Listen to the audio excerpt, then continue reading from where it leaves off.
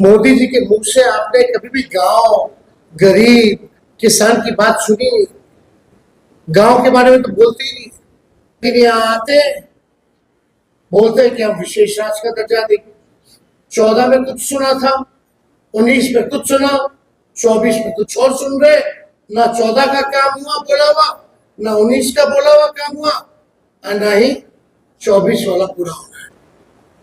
जिस प्रकार से हमारे संविधान को, लोकतंत्र को, गंगा जमुनी तहजीब को खत्म करने का प्रयास किया जा रहा है, कसम खाई गई थी 15 में कि तेजस्वी अगर चुनाव जीतेगा तो हम राजनीति से संन्यास लेंगे।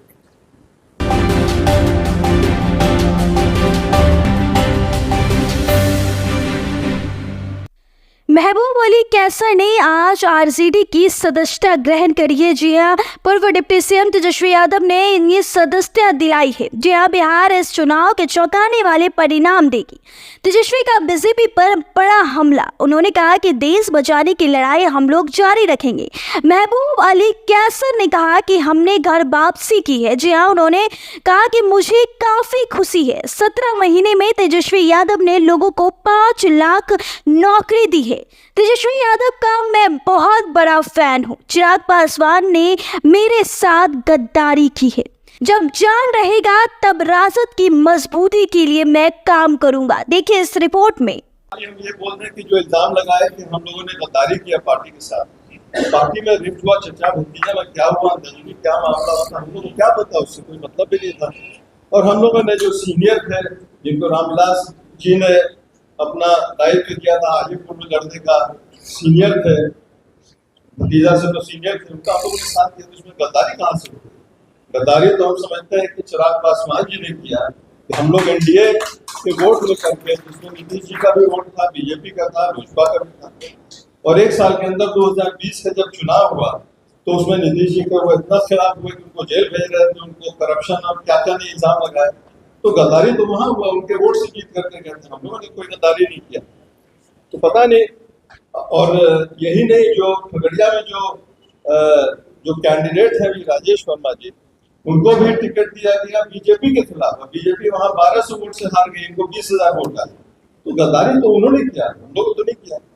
और इल्जाम लगाते हैं गद्दारी के, इसीलिए वोट नहीं दिया। और अगर गद्दारी का इल्जाम ही था तो वीना सिंह भी हम लोग के साथ थे।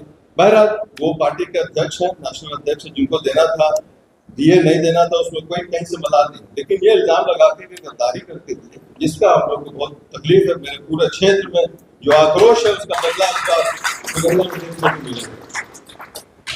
तो हम सिद्दीकी साहब अभी आए, बोल रहे थे सिद्दीकी भाई के पार्टी में बीजेपी का स्लोगन है घर वापसी का। और मेरी जो घर वापसी, उससे हमको इतनी खुशी हुई है, इतना खुशी हमको कभी नहीं हुआ था। प्यार मिला। हमारे उम्र में बहुत छोटे हैं लेकिन ओहदा में बड़े हैं। हमारे तेजस्वी जी का जो कार्यकाल रहा है, चंद दिनों में 17 महीनों में जिस सदस्य से नौकरी दिया गया बिहार के उत्थान के लिए काम किया। जत्ता बाबू हमारे बहुत ही सीनियर मंत्री थे, हम लोग को बहुत आदर प्यार करते थे। श्याम रजक जी तो हमारे साथी थे। तो हम लोग सबके साथ आने के बाद बहुत यहाँ पर खुशी मिली। और पार्टी के लिए जितना हो सकता है, खास करके खगड़िया में आप तेजस्वी जी देख लीजिएगा, जो आक्रोश है लोगों में, उसका रिजल्ट उसको दर्शाएगा। पार्टी के लिए जब तक मेरी सांस है, मेरी ताकत है, उम्र मेरा भी है, लेकिन चलिए अभी हम समझते हैं कि काम करने का जज्बा भी है और काम करेंगे बहुत काफी दिनों तक। आगे चलिए, पार्टी को मजबूत करेंगे और बिहार को आगे हम लोग सब मिल करके बढ़ाएंगे। बहुत बहुत धन्यवाद। देखिए, ये फर्स्ट फेज की रिजल्ट के या उसके ओपिनियन पोल आने के बाद का ये फैसला नहीं है। ये करीब 10 दिन से कवायद चल रहा था और 2-4 दिन पहले भी ज्वाइन कर सकते थे। लेकिन हम भी अपने सिमरी बख्तियारपुर खगड़िया के 3-4 विधानसभा का दौरा किए। वहाँ से भी लोगों से हमने राय मशवरा किया। हम एक डेमोक्रेटिक आदमी, हम सबसे पूछ करके राय मशवरा कर ही करके ये काम किया। हमको खुशी है कि जितने लोग से हमने अपने क्षेत्र में पूछा, 100% लोग बोले कि आपका निर्णय जो होगा ये बिहार के हित में होगा, आपके हित में होगा, पार्टी के हित में होगा, इसका इमीडिएटली पूरा उसका वीडियोग्राफी और पूरा फोटोग्राफ है उसका, हम क्या कहेंगे आप मौजूद आप बोल ही रहे हैं कि जदयू के अध्यक्ष और बीजेपी का साथ क्या बोलेंगे आप? ठीक है, उन्होंने सही कहा।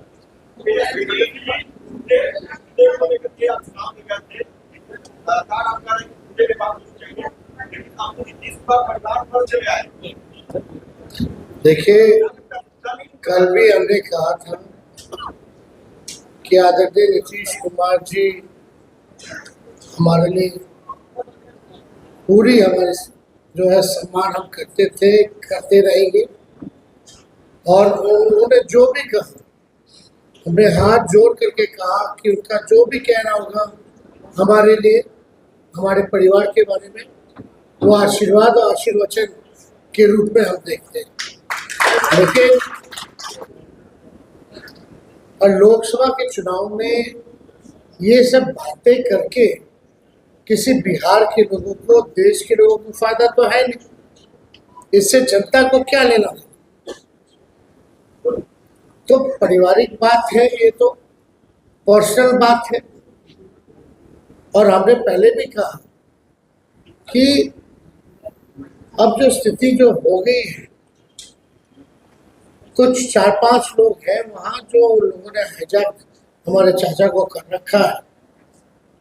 जब वक्त आएगा, जब हम किताब लिखेंगे तो ये सारी बातें लिखेंगे हम उसमें। लेकिन ये कोई पहली बार उन्होंने नहीं कहा। 2020 के चुनाव में भी उन्होंने कहा था इस बात को। अब हमको लगता है कि हम तो बस उनकी चिंता ही कर सकते हैं कि जहाँ रहे, स्वस्थ रहे, अच्छे से रहे, खुश रहे। 2020 में आपने कड़ा जवाब दिया था उनको। 2020 में उनको आपने कड़ा जवाब दिया था। तो असेंबली की बात थी, तो उसमें क्या है? तो बस उनके साथ जब थे तो बेटे के रूप में हम खड़े थे।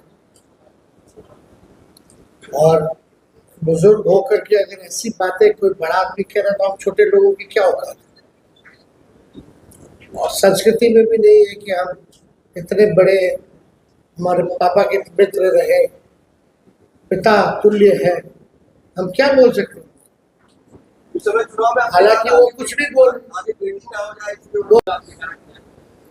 देखिए, आप तो एक ही मुद्दा लेके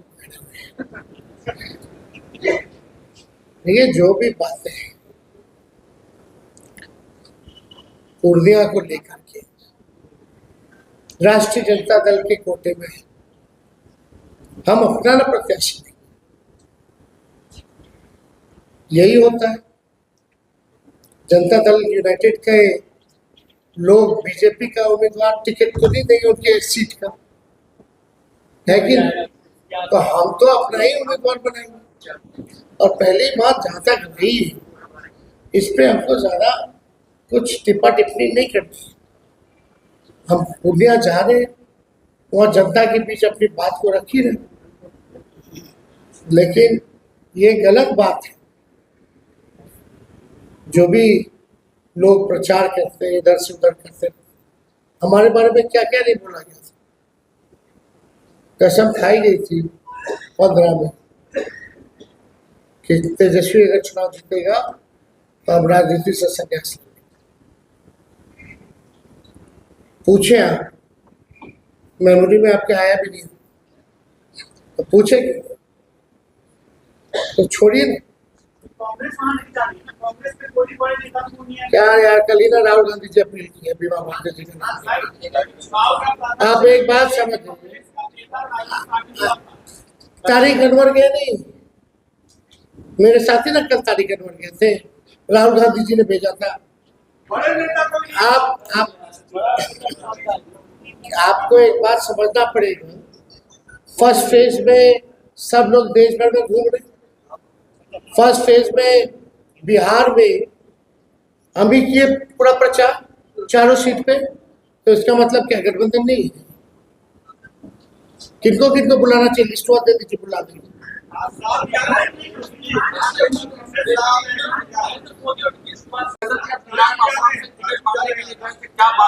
बस यहाँ इसके बाद हम रांची जाएंगे। रांची में जो है आप जानिए कि अलायंस का, इंडिया अलायंस की हमारी रैली है और कल्पना सोरेन जी ने फोन करके काफ़ी पहले हमको निमंत्रण दिया था और हमने उसी समय सहमति जताई थी। तो आज मेरे ख्याल से 2 बजे वहाँ रैली शुरुआत होगी। अब 12 बजे की फ्लाइट से रांची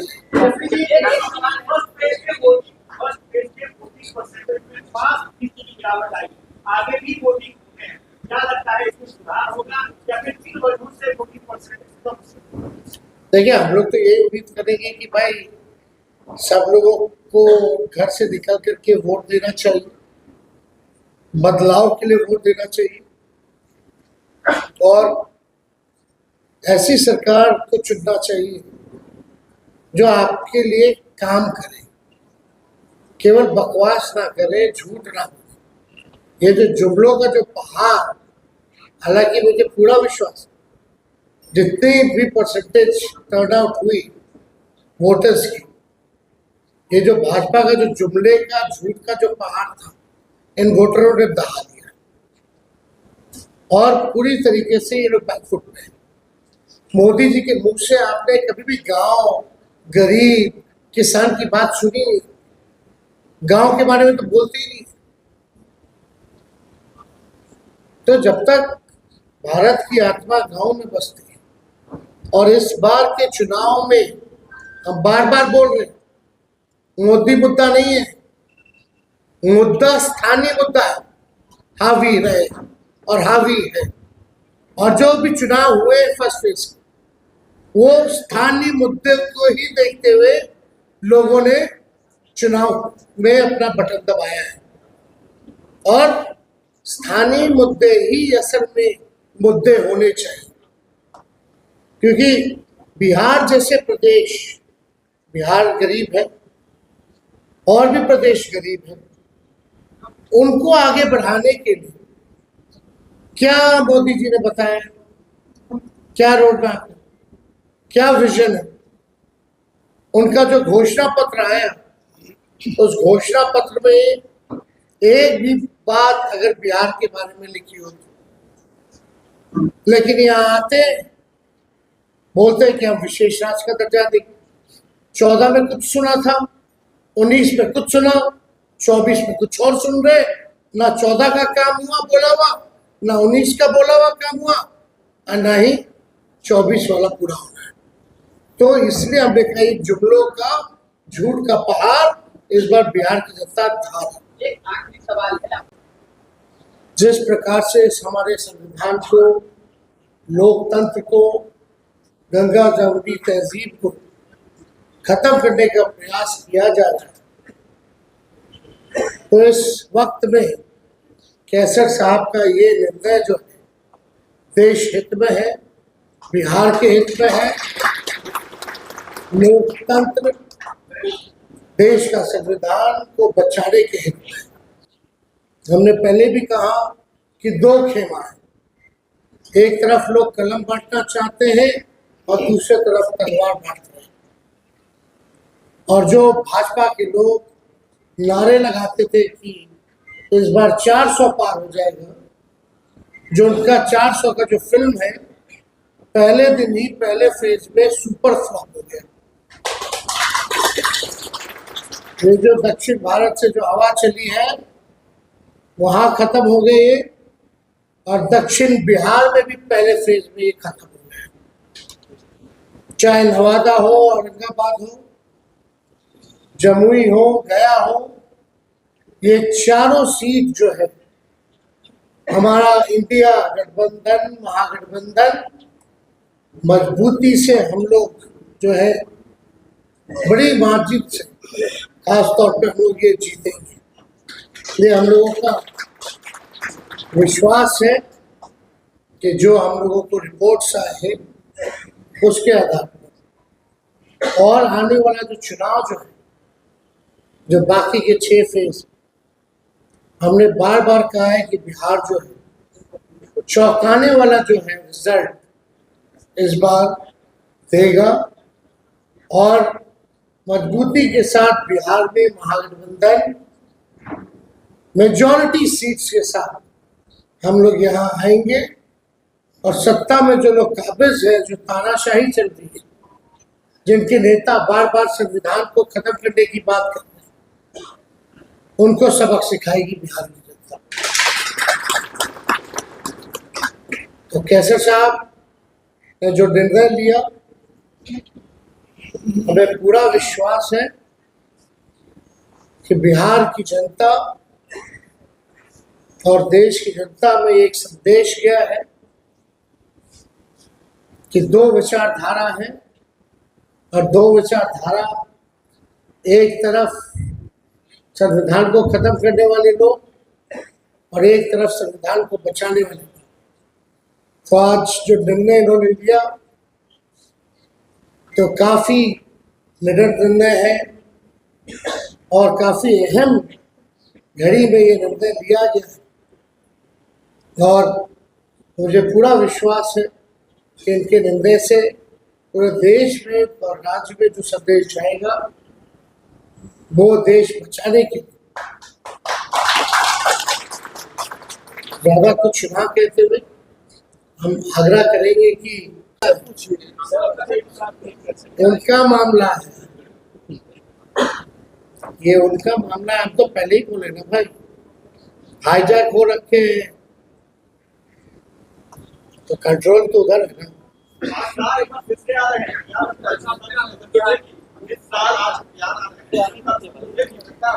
अरे भाई लोग, हम कितनी बार भी आप लोगों को बोले, 365 दिन बीजेपी अपने सभी बड़े नेताओं बिहार बुला ले, मेरा रिजल्ट उतना अच्छा।